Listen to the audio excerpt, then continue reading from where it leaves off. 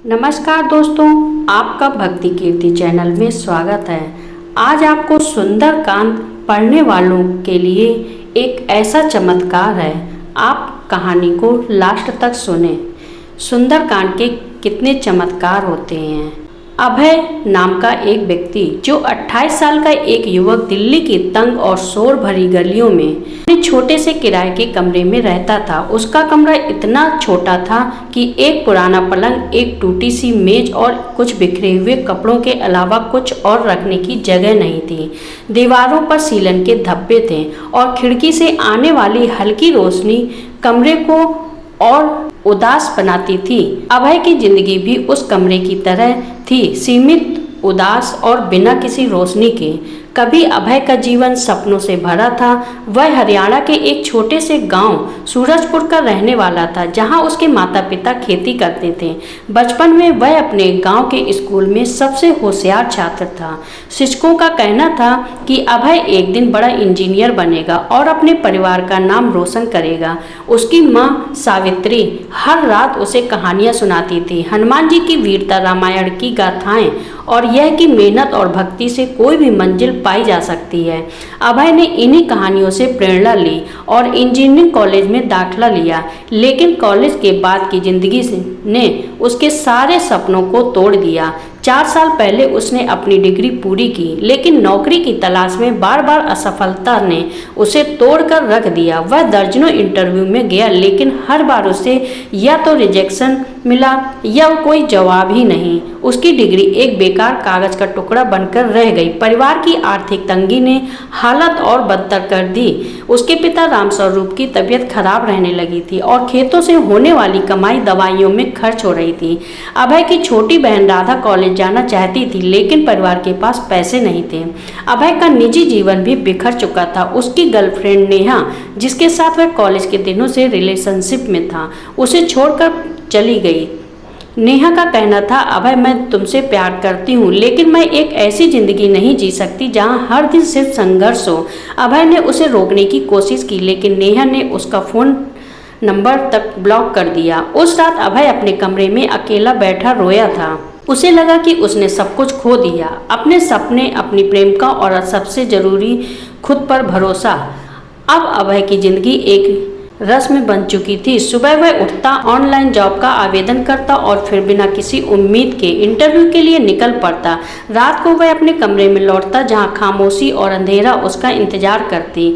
वह नींद की गोलियां खाकर सोता, लेकिन सपनों में भी उसे अपनी असफलताएं ही दिखती। वह अक्सर सोचता, क्या मेरी जिंदगी का कोई मकसद भी है या मैं बस यूं ही बेकार जी रहा हूँ। एक रविवार की शाम अभय अपने कमरे में बेमन से टीवी देख रहा था। न्यूज चैनल पर एक छोटी सी खबर दिखाई गई।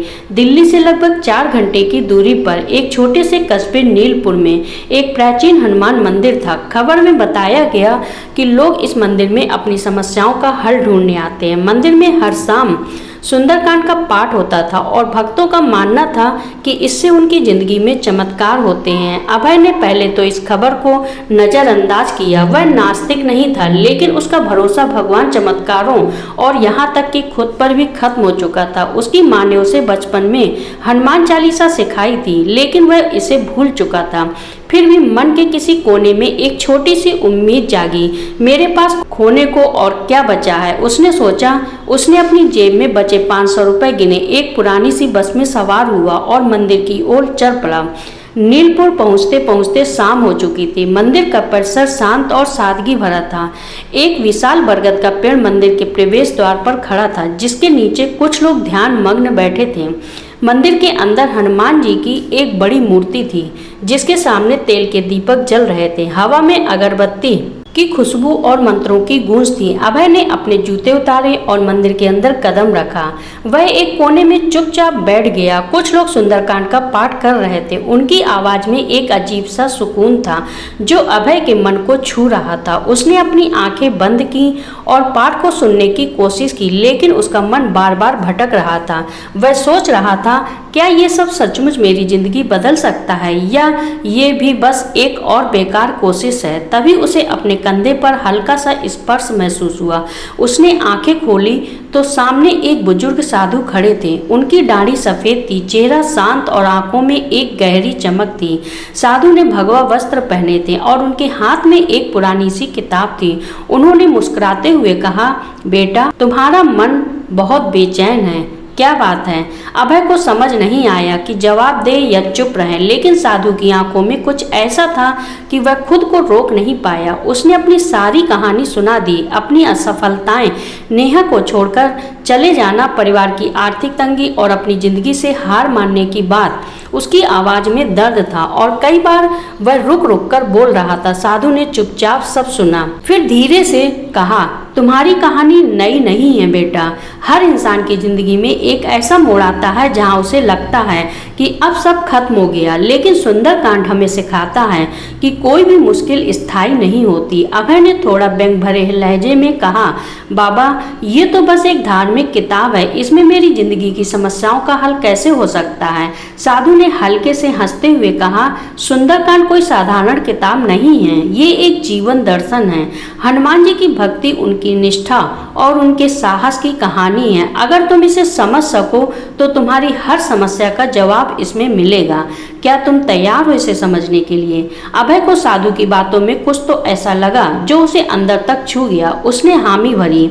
साधु ने कहा, कल सुबह फिर आना, हम साथ में सुंदरकांड का पाठ करेंगे और मैं तुम्हें बताऊंगा कि इसमें तुम्हारी जिंदगी के सवालों के जवाब कैसे छिपे हैं। अगली सुबह अभय फिर मंदिर पहुंचा। सूरज अभी पूरी तरह से निकला नहीं था और मंदिर का परिसर सुबह की ठंडी हवा से भरा था। साधु उसे मंदिर के पीछे एक छोटे से बगीचे में ले गए, जहां एक तुलसी का पौधा और कुछ पत्थर की बेंच थी। बगीचे में एक छोटा सा तालाब भी था जिसमें कमल के फूल तैर रहे थे। साधु ने अपनी पुरानी किताब खोली और सुंदरकांड का पाठ शुरू किया। उनकी आवाज में एक जादू था जो अभय को बांधे रखता था। पाठ के बाद साधु ने कहा, आज हम सुंदरकांड की शुरुआत से सीखेंगे। जब हनुमान जी को लंका जाने का आदेश मिला तो उनके सामने एक असंभव सा काम था, समुद्र को लांघना, राक्षसों से भरी लंका में घुसना और सीता माता को ढूंढना। लेकिन हनुमान जी ने हार नहीं मानी। क्या तुम जानते हो क्यों? अभय ने कहा, क्योंकि वो भगवान राम के भक्त थे। साधु ने मुस्कुराते हुए कहा, हाँ, लेकिन उससे भी ज्यादा उनके पास आत्मविश्वास था। उन्होंने अपने आप पर भरोसा किया। जब जामवंत ने उन्हें उनकी शक्तियों की याद दिलाई तो हनुमान जी ने अपने अंदर की ताकत को पहचाना। सुंदरकांड का पहला सबक है, अपने आप पर भरोसा करो। तुमने अपने आत्मविश्वास को खो दिया है। अभय, जब तक तुम खुद को कमजोर समझोगे, तुम्हारी समस्याएं तुम्हें और कमजोर करती रहेंगी। अभय ने कहा, बाबा, लेकिन मुझ में ऐसा क्या है जिस पर मुझे भरोसा करना चाहिए? मैं तो हर बार हार जाता हूँ। साधु ने कहा, हर इंसान में एक हनुमान बैठा है बेटा, तुम्हें बस उसे जगाना है। तुम्हें अपनी पढ़ाई पूरी करनी है, अपने परिवार के लिए मेहनत करनी है और इतनी मुश्किलों के बावजूद हार नहीं माननी। ये सब तुम्हारी ताकत है। साधु ने अभय को एक छोटा सा काम दिया। आज रात तुम अपने जीवन की 5 ऐसी चीजें लिखो जिन पर तुम्हें गर्व है, चाहे वो कितनी भी छोटी क्यों ना हो, और कल मुझे बताओ। अभय को ये काम बेतुका लगा, लेकिन साधु की बातों में एक विश्वास था जिसने उसे हामी भरने पर मजबूर कर दिया।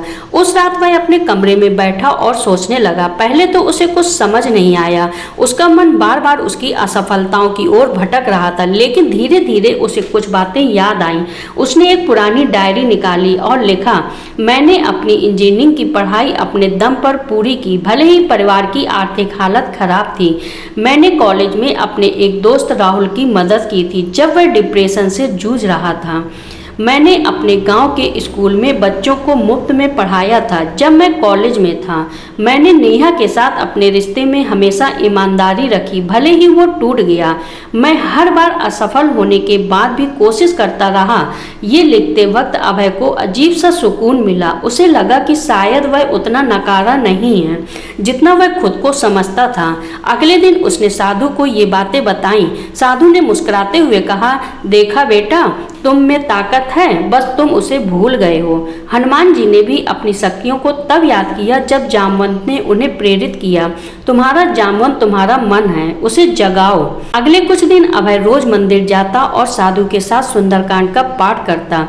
हर दिन साधु उसे एक नया सबक सिखाते। एक दिन जब वे उस हिस्से पर पहुंचे जहां हनुमान जी समुद्र को लांघते हैं और साधु ने कहा, अभय हनुमान जी के सामने समुद्र जैसी विशाल बाधा थी। उनके साथी वानरों को लगता था कि ये असंभव है, लेकिन हनुमान जी ने न सिर्फ समुद्र को लांघा बल्कि अपनी ताकत से सभी को चकित कर दिया। सुंदरकांड का दूसरा सबक है साहस। साहस का मतलब ये नहीं कि तुम डर को खत्म कर दो, बल्कि ये कि तुम डर के साथ आगे बढ़ो। अभय ने पूछा, लेकिन बाबा साहस लाऊं कहाँ से? मैं तो हर बार कोशिश करता हूँ और हर बार हार जाता हूँ। साधु ने कहा, साहस बाहर से नहीं आता बेटा, वो तुम्हारे अंदर पहले से है। हनुमान जी ने समुद्र को लांघने से पहले राम जी का नाम लिया और अपने मन को मजबूत किया। तुम भी अपने मन को मजबूत करो, अपनी हर कोशिश को एक कदम मानो जो तुम्हारी मंजिल के करीब ले जा रहा है। साधु ने अभय को एक और काम दिया, अगले 7 दिन तक तुम हर दिन एक ऐसी चीज करो जो तुम्हें डराती हो, वो चाहे किसी से मदद मांगना हो, किसी नई कंपनी में इंटरव्यू देना हो या अपने परिवार से अपनी परेशानी शेयर करना हो। और हर रात तुम अपने डायरी में लिखो कि तुमने क्या किया और उससे तुम्हें क्या सीख मिली। अभय ने इस बार बिना सवाल किए हामी भर दी। अगले दिन उसने एक कंपनी में इंटरव्यू के लिए अप्लाई किया, जिसे वह पहले इसलिए टाल रहा था क्योंकि उसे लगता था कि वह उनके लायक नहीं है। इंटरव्यू में उसे रिजेक्शन तो मिला, लेकिन उसने देखा कि रिजेक्शन का दर्द अब उतना नहीं था। उसने अपने पिता को फोन किया और अपनी परेशानियां शेयर की, जो उसने पहले कभी नहीं किया था। उसके पिता राम स्वरूप ने उसे हौसला दिया और कहा, बेटा तुम मेहनत कर रहे हो, मुझे तुम पर गर्व है। अभय को अपने पिता की ये बात सुनकर पहली बार लगा कि वह अकेला नहीं है। अभय ने अपने पुराने दोस्त राहुल से भी संपर्क किया, जिससे वह नेहा के जाने के बाद बात करना बंद कर चुका था। राहुल ने उसे अपने स्टार्टअप में एक छोटा सा प्रोजेक्ट ऑफर किया। अभय ने डरते डरते इसे स्वीकार किया और पहली बार उसे लगा कि शायद वह कुछ कर सकता है। उसने अपनी डायरी में लिखा, आज मैंने राहुल से बात की। मुझे डर था कि वह मेरी हालत देखकर मुझसे दूरी बनाएगा, लेकिन उसने मेरी मदद की। शायद मुझे लोगों पर भरोसा करना सीखना होगा।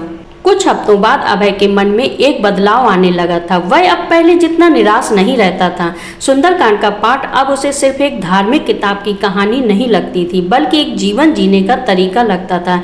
एक दिन जब वे उस हिस्से पर पहुंचे जहां हनुमान जी सीता माता से मिलते हैं और राम जी का संदेश देते हैं, साधु ने कहा, हनुमान जी की सबसे बड़ी ताकत उनकी निष्ठा थी। उन्होंने राम जी के लिए सब कुछ किया बिना किसी स्वार्थ के। सुंदरकांड का तीसरा सबक है सेवा और निष्ठा। जब तुम दूसरों की मदद करते हो तो तुम्हारा दुख अपने आप कम हो जाता है। अभय ने कहा, लेकिन बाबा मेरे पास तो खुद कुछ नहीं है, मैं दूसरों की मदद कैसे करूं? साधु ने कहा, सेवा के लिए धन की जरूरत नहीं होती। तुम अपने समय, अपने शब्दों या अपनी मेहनत से भी किसी का भला कर सकते हो। हनुमान जी के पास कोई संपत्ति नहीं थी, फिर भी उन्होंने सीता माता को हौसला दिया और राम जी का संदेश पहुंचाया। साधु ने अभय को मंदिर के आसपास की बस्ती में रहने वाले गरीब बच्चों को पढ़ाने का काम दिया। अभय को पहले लगा कि ये नहीं कर पाएगा, उसके पास ना तो समय था ना ही ऊर्जा, लेकिन साधु की बातों ने उसे प्रेरित किया। उसने सोचा, अगर हनुमान जी इतनी मुश्किलों के बावजूद राम जी का काम कर सकते हैं तो मैं भी कुछ तो कर सकता हूँ। अभय ने बस्ती में एक छोटा सा स्कूल शुरू किया जो बस एक पेड़ के नीचे चलता था। वहाँ के बच्चे जिनके माता पिता मजदूरी करते थे, स्कूल नहीं जा पाते थे, अभय ने उन्हें बुनियादी पढ़ाई, हिंदी, गणित और कुछ अंग्रेजी सिखाना शुरू किया। पहले दिन सिर्फ 3 बच्चे आए, लेकिन धीरे धीरे संख्या बढ़ने लगी। बच्चे उसकी बातें सुनते, हंसते और उसे सर कहकर बुलाते। अभय को लगा कि उसकी जिंदगी में पहली बार कुछ मायने रखता है। अभय ने एक बच्चे छोटू से खास लगाव बना लिया। छोटू की मां लक्ष्मी एक निर्माण स्थल पर मजदूरी करती थी और उसके पिता का देहांत हो चुका था। छोटू स्कूल नहीं जा पाता था, लेकिन पढ़ने की उसकी ललक देखकर अभय ने उसे अतिरिक्त समय देना शुरू किया। उसने छोटू को न सिर्फ पढ़ना लिखना सिखाया, बल्कि उसे हनुमान चालीसा के कुछ दोहे भी सिखाए। छोटू की मुस्कान देखकर अभय को अपने दुख छोटे लगने लगे। उसने अपनी डायरी में लिखा, आज छोटू ने पहली बार जय हनुमान लिखा। उसकी खुशी देखकर मुझे लगा कि मैं कुछ तो सही कर रहा हूँ। एक दिन जब अभय मंदिर में साधु के साथ पाठ कर रहा था, वे उस हिस्से पर पहुंचे जहां हनुमान जी लंका में संकटों का सामना करते हैं, राक्षसों की सेना, लंकनी और फिर रावण के दरबार में। साधु ने कहा, अभय, हनुमान जी को संकट मोचन क्यों कहा जाता है? क्योंकि वे हर संकट में अपने भक्तों की रक्षा करते हैं। लेकिन इसका मतलब ये नहीं कि संकट आएंगे ही नहीं। सुंदरकांड का चौथा सबक है, संकट को स्वीकार करो और हनुमान जी से उसका सामना करने की शक्ति मांगो।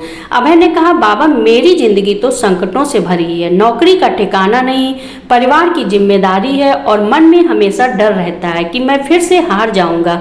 मैं इनका सामना कैसे करूं? साधु ने कहा, हनुमान जी ने हर संकट में राम जी का नाम लिया। तुम भी अपने मन में एक विश्वास रखो, वो विश्वास तुम्हें शक्ति देगा। जब हनुमान जी रावण के दरबार में गए तो उन्होंने डर दिखाया और न ही गुस्सा।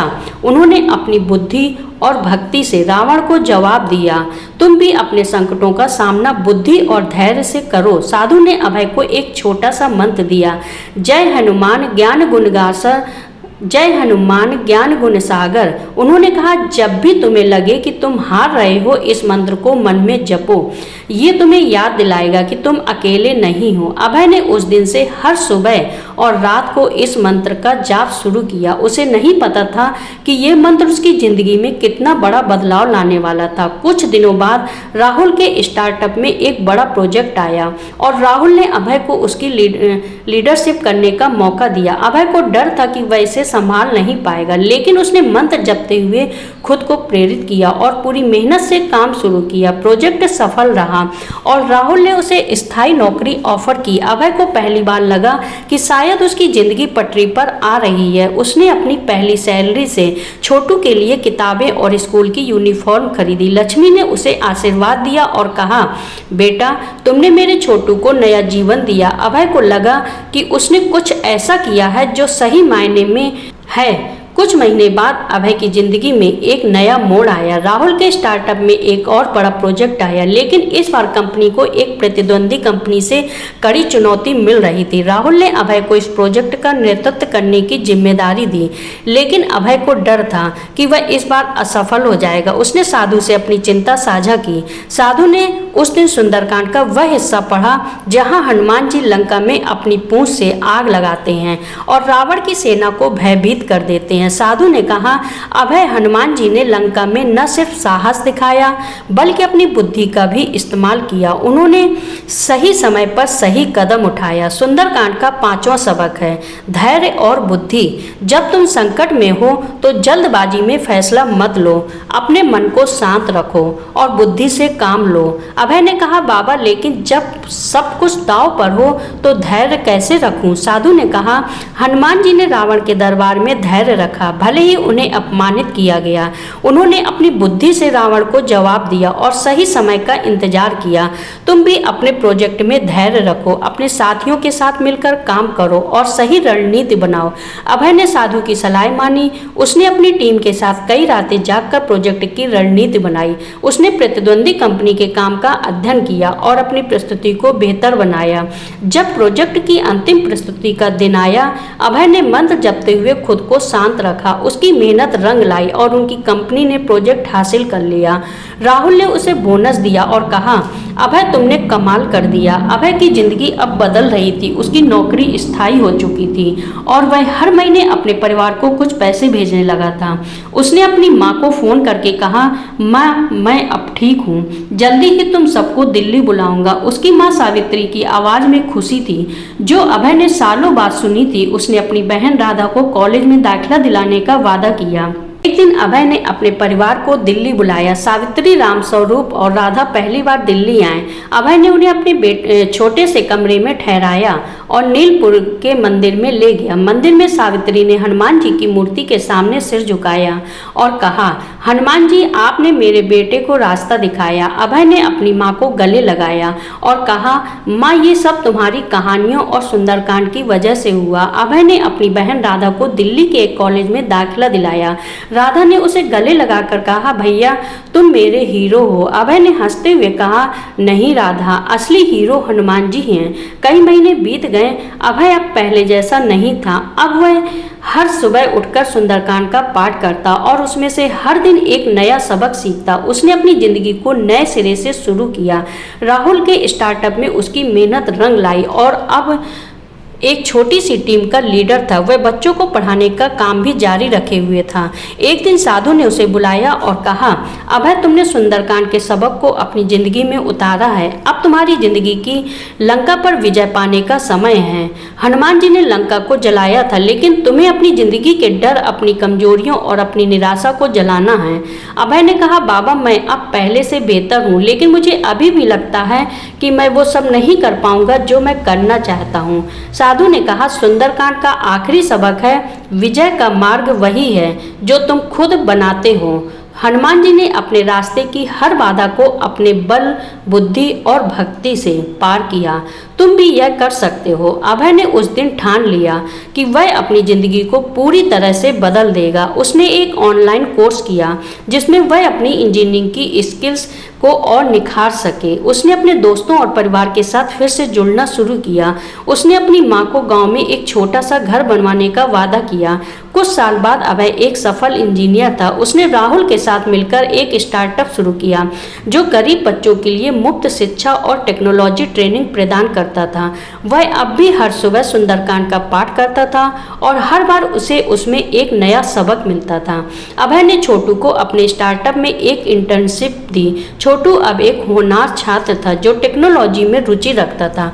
अभय को उसमें अपना अतीत दिखता था और वह छोटू को हमेशा प्रेरित करता था। उसने लक्ष्मी को भी अपने स्टार्टअप में एक छोटी सी नौकरी दी ताकि वह अपने परिवार का और बेहतर तरीके से ख्याल रख सके। एक दिन अभय उस मंदिर में वापस आया जहां उसकी जिंदगी बदली थी। साधु अब वहां नहीं थे। मंदिर के पुजारी ने बताया कि साधु कुछ साल पहले हिमालय की ओर चले गए थे। अभय ने मंदिर में हनुमान जी की मूर्ति के सामने सिर झुकाया और मन ही मन कहा, हनुमान जी आपने मुझे रास्ता दिखाया। मैं हमेशा आपका और सुंदरकांड के सबक का कर्जदार रहूंगा। अभय की कहानी सिर्फ उसकी नहीं थी, वह उन सभी लोगों की कहानी थी जो अपनी जिंदगी में हार मान चुके हैं। सुंदरकांड ने उसे सिखाया कि आत्मविश्वास, साहस, सेवा, धैर्य और भक्ति से कोई भी लंका जीती जा सकती है। अभय ने अपने स्टार्टअप के जरिए सुंदरकांड के इन सबक को और लोगों तक पहुंचाना शुरू किया। वह अपने कर्मचारियों और छात्रों को सुंदरकांड की कहानियां सुनाता और उन्हें प्रेरित करता कि वे भी अपने जीवन में इन सबक को अपनाएं। एक दिन जब वह अपने स्टार्टअप के इवेंट में बोल रहा था, उसने कहा, सुंदरकांड सिर्फ एक धार्मिक ग्रंथ नहीं है, यह एक जीवन जीने का तरीका है। हनुमान जी ने हमें सिखाया कि कोई भी बाधा इतनी बड़ी नहीं कि उसे पार न किया जा सके। बस जरूरत है अपने आप पर भरोसा करने की, साहस दिखाने की और दूसरों की मदद करने की। अभय की बातें सुनकर वहां मौजूद हर शख्स मंत्र मुग्ध हो गया। उसकी कहानी ने कई लोगों को प्रेरित किया। कुछ ने अपने डर का सामना किया, कुछ ने दूसरों की मदद शुरू की और कुछ ने अपने जीवन में एक नई शुरुआत की। अभय की जिंदगी अब एक मिसाल थी। वह अब अकेला नहीं था। उसके पास उसका परिवार, उसके दोस्त और सबसे जरूरी उसका आत्मविश्वास था।